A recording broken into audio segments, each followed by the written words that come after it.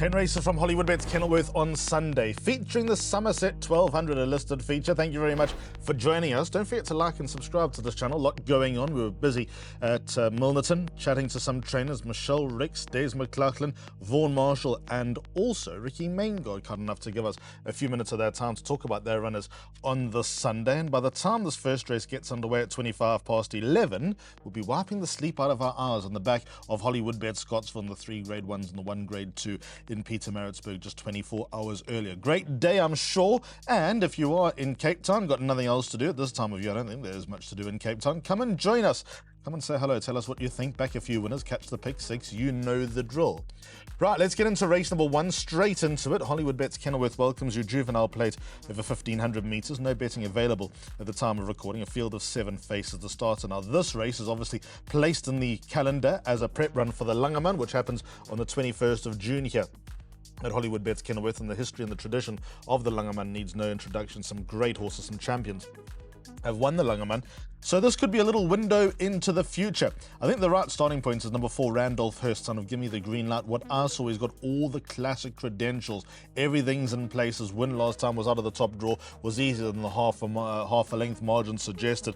And JP van der Merwe's remarks after the race, quality, quality, quality. He has had a gallop here at Hollywoodbets Kenilworth in the interim, so 41 days off the track with a nice little blowout in between. And I think that he is just a ready-made starting point, number 4, Randolph Hurst. But it won't be all that easy, because number 1, All the Rage comes into the picture as well. Son of Rafif, half-brother to Lapulga. We know that Rafif throws to the mare side, so he could come into his own over this middle-distance range. He runs like he'll be a good middle-distance horse as well. The way that he hit the line last time when beaten a length and a half by Dreamworld, and I think Dreamworld more of a sprinter than what All the Rage is. Number 1, All the Rage is not a horse to let run loose, is he? And I think that Candice Bass-Robinson's yard's in good form. Elder De Meyer takes the ride from draw 1. He'll be well tested here, but he could well be up to the test. And then number 2, Sierra Sagrada, better than his last run when behind Roland Garros. But if you like Sierra Sagrada, you've got to like Roland Garros, although at the weights, there shouldn't be too much between them. But in the opening race on the card, let's have a win bet on number 4, Randolph Hurst. Let's move on to race number 2. It's the Cape Turf Club Syndicate's middle stakes for fillies and mares. They go 1,400 metres, a small field, go to post, so pace is obviously to be taken on trust. I think the key with this race is that we've got Dixieland Band back from a break, Royals second run after a long break, Russian Royals second run after a long break, Kamchatka over a distance possibly short of her best, so we can narrow this race down to 2. Let's have a look at number 3, Gimme That Pearl, who ran in the Ladies' Mile, the listed Ladies' Mile last time, behind Time for Love. I know Time for Love fluffed her line subsequently in the Storms last weekend, but I think the winter course just caught her out. We know that Time for Love has competed with the best around and competed with aplomb. Now, the interesting aspect is that well behind Gimme That Pearl was Beware That Bomb. And Beware That Bomb came out and won the Storms Place. So the form line has been well franked. And I think Gimme That Pearl, although she's not the most genuine around, she's very hit or miss, she can bounce back and come back to winning ways. That's the way I read it with his daughter, Gimme the Green Light, out of group winning mare Chestnuts and Pearls. If she has a danger, could well be number 6, My Only Weakness, who comes in fit, comes in on the back of a win as well. And I think that Adam Marcus may have stumbled across the idea here with his daughter of One World. I think with headgear, she's just a step better. She's had 3 career wins, 2 of them with headgear, 1 with blinkers, 1 with cheek pieces. Naturally, the cheek pieces are retained. So number 6, My Only Weakness, could have even more to come. But in the first leg of the bar pot, which I have tipped up for you, gone with both the horses 3 and 6, hoping to double up to be fair, by 1, 3 and 4, by Banker 2, past and present. If he doesn't run in the first 2, I don't know, by 1, 3, 4, 9 and 12, by 3, 6 and 7, by 2 and 5 in the final leg of the bipod at Hollywoodbets Kenilworth. Race number 3, join the experience, capeturfclub.co.za, B stakes over 1,950 metres. Very nice race this, because there's some seriously progressive horses in the race, some young up-and-coming 3-year-olds who could have a future now going into the summer. Although we're a long way from summer, it's not as far away as you think. The likes, in fact, 5 of the 6 runners are 3-year-olds, so I think all of them probably have a lot of progress to come. This, by the way, is the first meeting of James Crawford, training all by himself into the big bad world, but being given the grounding from Brett, and I think it's a good starting point for number 4, 006.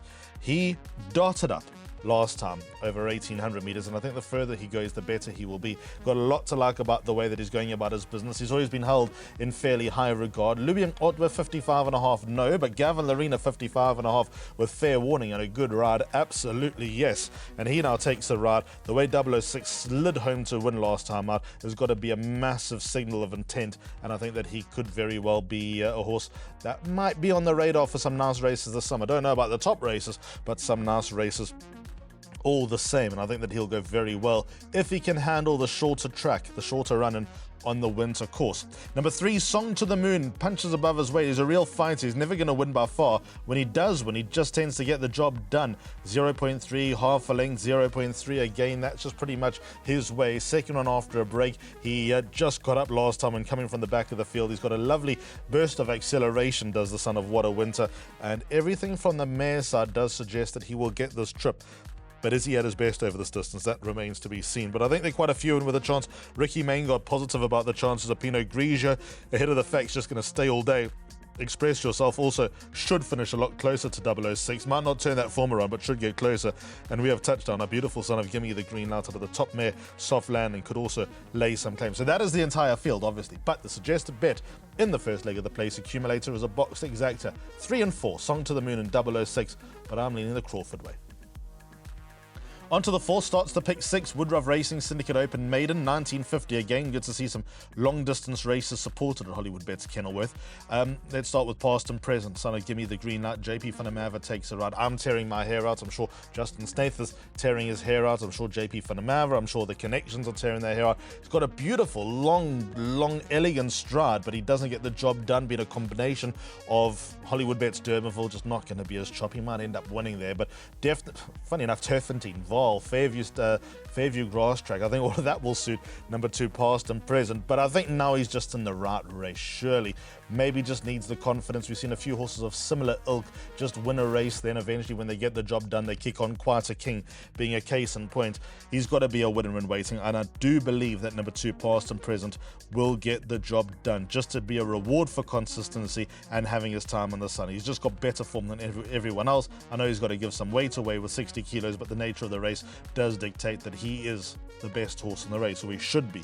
If there is a danger, number 10, Moments of Truth. Chatting to Des McLaughlin during the week, he did say from that draw it's not going to be all that straightforward, but he has been crying out for the distance. I've always thought that he's a little bit better than his overall form. Some of his runs, especially to 006 on the 5th of March. In fact, it was a run before that, 15th of February, here at Hollywoodbets Kenilworth, where he really turned it on in good style. He might have gone past beaten horses, but I think that he's still got a little bit to come. If there is luck on his side from that draw, number 10, Moments of Truth, I think could be the danger. And then we've got number 9, Real Stunner as well, with Thomas Jenkins coming out and franking his own form. He deserves a mention, but I don't think he can give a kilo away to past and present. So, pick 6 for race number 4. Here's the suggestion: 2 and 10 in the opening leg by field. That is a swell. Race number 5, 13 runners, they all got a chance. By 1, 2, 3, 6, 7 and 10, by 2 and 5, by 3, 4 and 5, by 3, 5, 9, 10, 12 and 15. It is quite a costly perm, but I think it'll pay more than the outlay. Race number 5 kicks off jackpot number 1, Race Cape powered by Hollywoodbets, class 4 for fillies and mares over 1400 metres. I set up my stall. Very tricky race indeed. I think my bar pot numbers probably sum it up: 1, 3, 4, 9 and 12. So those are my ideas of the horses that probably need close scrutiny. Number 9, Little Miss Pink. Vaughan Marshall, kick for touch on perfectly placed, has put me off, but I think that she will give a good account of herself. She's not necessarily one to trust. It's been just over a year since she last won. Aussie Noach is the only man for the job. All the wins, the majority of the places. To be fair, most of the rides have been Aussies, and she's been banging on the door. She does have her quirks. She does do funny things. There's number 9, Little Miss Pink, but just her consistency. Maybe I'm getting bluffed into number 9, Little Miss Pink. The way that she races and she can find a finish, I think that she's just probably ready to go back 1400 metres, this daughter of Elusive Fort. She does need luck in running, that's just the way, but her ratings come down another pound. And there was so much Maritzburg memory form put under the spotlight during the week, and I know it wasn't frank, but I think there was enough there with all those place getters all in and around each other that we can take the form on trust. So number 9, Little Miss Pink, is a very tentative starting point, but a starting point all the same. Others that come into the picture, number 1, let's start with her. That's La Divina from a good draw. It's going to be pretty uncomplicated for this daughter of Vercingetorix. Corne Orpha loves to take them off to the front. Her last win was full of merit. She has every opportunity of backing that up. 3, Oni San, banging at the door. A win's got to be close. Gavilarina's back on board for Vaughan Marshall. She'll just go close. I find it hard to believe that she's still a one-time winner. 4, Kamikaze, if my only weakness, runs a good race a few races earlier. That's got to bring Kamikaze into the picture. And I even think Rahaba's got some sort of say. It won't be easy from that draw. Grant Fanikak on board for Candice Bass-Robinson, but she also ran a good race last time and clearing a few late behind Tanneron, and she's now going a distance that might help her out. So race 5, very tricky indeed. The play here is going to be a quartet double float, 3 and 9 by the field. Let's now go into race number 6, the Cape Racing Class 4, 1400 metres. Quite like the look of this race. We're at that division where the horses dropping in class, probably losing their way a little bit, and horses that are equally progressive. We've got a couple of 3-year-olds here. Ridian's got more to come. Scottish Kiss, I don't think, is a bad horse. King's Quest as well. But the starting point is going to be Boogie Fire. Let's have a look at the run on the 16th of March, where Boogie Fire beat Industrial Strength. A meritorious win under Corne Orpha, positively ridden, getting a reward for consistency. That was the second run after a pretty long break, and he's come back in the pink of health. Now, this is what's key. At the time of recording, there's been no rain, but it's guaranteed to rain over the next couple of days. It's coming. Table Mountain you can't see, so rain is on its way. This son of Justify in the soft, a different animal altogether. 4 starts, a win, 2 places. He won on debut, beating a very, very good horse on his first start. Did number 6, Boogie Fire. He turned over Mu Capitano. So I think all of that is just a mesh that he's now in the right time and right place. You can see Andre Knowles thinking here, don't run him in summer. Number 6, Boogie Fire, on a softer track, he's a better horse. So I think that he's a few steps better on the wetter track. So number 6, Boogie Fire, is the place that I'm going to start. With that said, though, I think there's a lot to come from number 7, King's Quest. The blinkers off. They didn't work last time out over 1200 meters, but also, to be fair, he might have been stuck on the wrong side of the track. He wasn't disgraced behind Jet Force. Jet Force has got wins to come. I saw Jet Force on Wednesday morning. He's a very, very nice horse, and Des McLaughlin kept telling me, keep an eye on him, he could be anything. So number 7, King's Quest, I think he's got a lot more to come. Probably under-delivered so far in his career, but it wouldn't surprise me to see him start to step up as the coming months continue. Those are the 2 horses that I'm going to revolve my race around, but Arbitration could be a chance. I think they've probably been a bit bluffed by Arbitration. Looked like a horse who was going to come into his own over further. He probably doesn't. 3, Ridian, just needed his 2 runs back. He won in good style last time. He'll only do better. Father Christmas has got a lot to come as well. And Scottish Kiss and Paratroop are also 2 horses who I don't think have their legs tied up. But when it comes to this event, race number 6, Box Swingers 6 and 7, Boogie Fire clearly the key horse in the race. Race number 7, the listed Somerset 1200. Yep, it's the first leg of jackpot number 2. A bit of drama around this race leading up into it because quite a few trainers ran away, don't want to get punished by the handicapper, etc., etc. But if you've got the horse, you've got to run. And here we have a field of 7, and it could very well fall into place for quite a few horses. Let's have a look at 3 Tigers. He could be the case in point, the son of One World. Gavilarina takes her out for Michelle Ricks and Harold Crawford. He might have beaten a pretty average field last time, but it's the penultimate start behind Churchillian, which leads me down the avenue of the son of One World, and just circumstances and being in the right place at the right time. He wasn't even an entry for the race. I know that the idea was to put him away. However, he pulled up so well coming out of his maiden, apparently, when he won with Contemptuous. He could have won with even more in hand. And just the fact that this race presented itself and trainers were encouraged to re-enter. Number 5, 3 Tigers, could very well show his class here. He has got a lot of class, and for me, if he could get that close to Churchillian over 1,000 meters, I think the extra 200 meters is just going to suit 3 Tigers more than Churchillian, despite the clear ability that the full brother of Master Archie has. Number 2, absolutely yes. Now, this is the horse that brings the feature race form into the picture. He ran in the Winter Nursery last time. He was beaten at length by Dreamworld. For me, that was a surprising effort because on his first start, he had all the credentials and he completely dropped the bundle in the Splash Out Western Cape Cape of Good Hope Nursery. Let's get that out, where Direct hit one. We've seen a lot of winners from that form line as well, but he came back from gelding and he was a totally different horse. Was number 2, absolutely yes, last time. So on that pure improvement, he could be the one that they all need to beat, the son of Danon Platina, from a family that has got them to stay. Obviously Justin State's got some well-bred first-timers. If this wasn't a feature, Dance to the Sun and Quick Smart would make a lot of appeal. And there's obviously a word out about number 6, She's My World. Why wouldn't there be? Don't know about that form line though. I like her, by the way. I like her as a filly. I think she's got wins to come. And with the sex allowance, yes, she could very well be in the right place here. But I think just the more hardness out of a feature race for number 2, absolutely yes, and the potential of number 5, 3 Tigers, leads me down that avenue. So jackpot 2, here we go, 2 and 5, by 3, 4 and 5, by horses, 3, 5, 9, 10, 12 and 15, by 1, 3, 4, 9, 11, 13 and 14. Yes, those last 2 races are wide open. Race 8, Hollywoodbets.net, Class 4, 1200 meters the distance, and 3:30 is race time. Well, I think the horse that we're all interested in here is number 3, One Liner. Back from gelding, back from a collie cop, off 239 days, etc., etc. I love One Liner. He's a tiny little horse, but such a big heart and such big achievements already from the son of One World. Craig Zaki takes right, but I'll get to him in just a moment, because I think fitness just on the side of number 5, Circumbendibus. So that could be the place to go here. JP van der Merwe on board for Glenn Kotz, and he's been missing for a while, but of late he's come bouncing back, and his last start behind Jet Force probably sets him up. Jet Force is a very exciting sprinter here in the Western Cape. I even liked his penultimate start. He was just knocking on the door of the money. He had an outside draw on a day when outside going was not the place to be. Yes, I know, just about 2 weeks ago, JP van der Merwe turned the form book upside down with that whole analogy, but the point is there was nothing to help Circumbendibus on that occasion, and he was still anything but disgraced behind Paratrooper, who is obviously quoted to run on the day. So number 5, Circumbendibus, fitness, form, rating drop steadily enough to bring him back into the picture. I think that could all add up for him to probably be the most reliable horse when structuring your trifectas, quartets and swingers. 4, Surge of Power, rating come down again. He was a 103, slid down again to an 82 with 2.5 kilos off the back.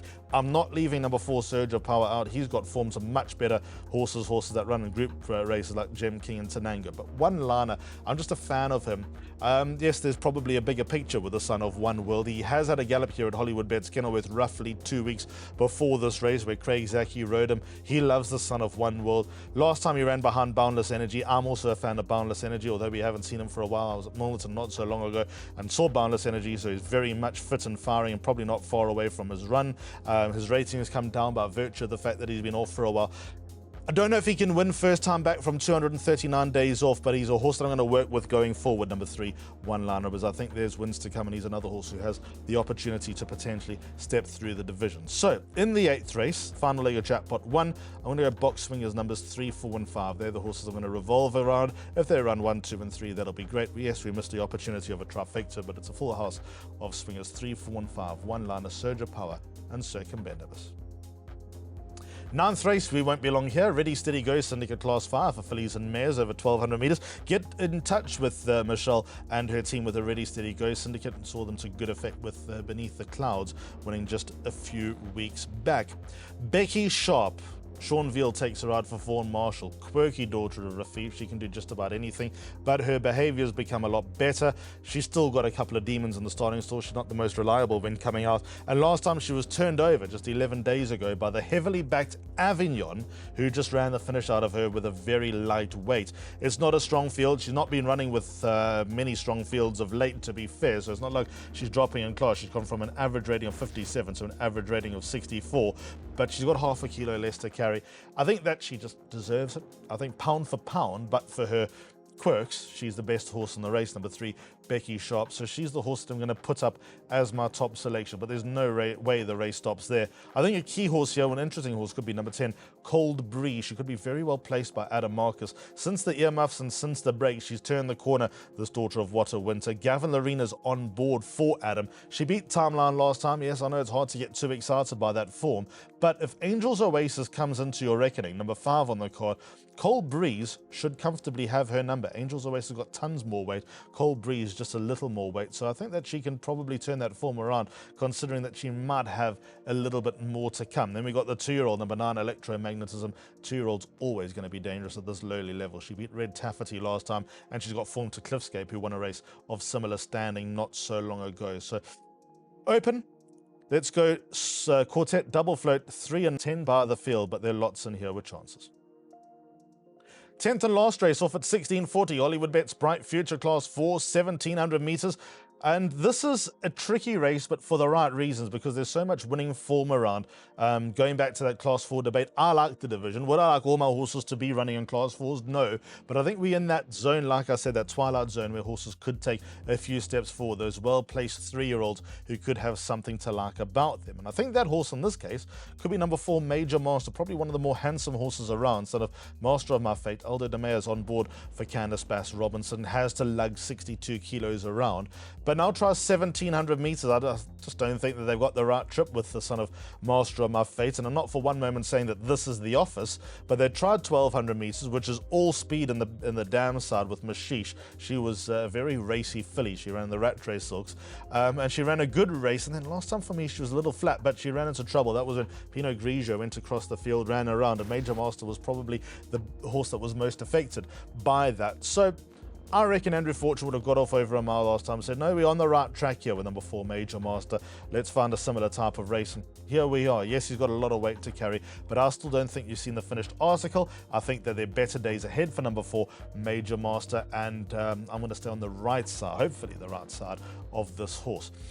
Dangers are plenty. Hoodia, big chance. If you like Hoodia, then Jockey Arrangements tells you that number 3, Congressman, got to be in the race. Vaughan Marshall keen on the chances of number 6, Fibonacci. Bounce back I'd like to see over further. I think he's just crying for a trip. Scottish Lynx got plenty to come. Not the easiest around. He's quite an aggressive son of What a Winter, but there's also a lot of untapped potential there. Let's see how he goes over 1700 meters. Chasing the Rainbows in good heart at the moment as well. And even Noble Hero Scalini and Jet A1 must have some sort of say. So all those horses make up the play. So I'm kicking for touch a little bit, despite my bullishness about number 4, Major Master. I think he'll run into this big field, into the top 4, each way play, and hopefully the price is right for us. So that is a wrap. Sunday, the 1st of June, a new month, just over a month away from Africa's greatest horse race, the Hollywoodbets Durban July. You know what to do. There will be more logs, more betting updates, more news filtering through in the coming days as we lead up now to the Hollywoodbets Gold Challenge, the weight for age over a mile, where a lot of older horses that are of that grizzled, well-natured weight for age ilk, like See It Again, Cousin Casey, all likely to run this weekend and put their flag out for the Hollywoodbets Durban July, which I trust we will see you at Hollywoodbets Greyville for. But as for the here and now, as for the Sunday, we've got a quiet Monday, and then we'll get the ball rolling again from Tuesday at Turf and Team. But as for this race meeting, like I said at the start, like and subscribe, come and say hello. Going to be a lot of fun. It's a good card, and I trust we'll see you at HQ on Sunday. Till next time, goodbye.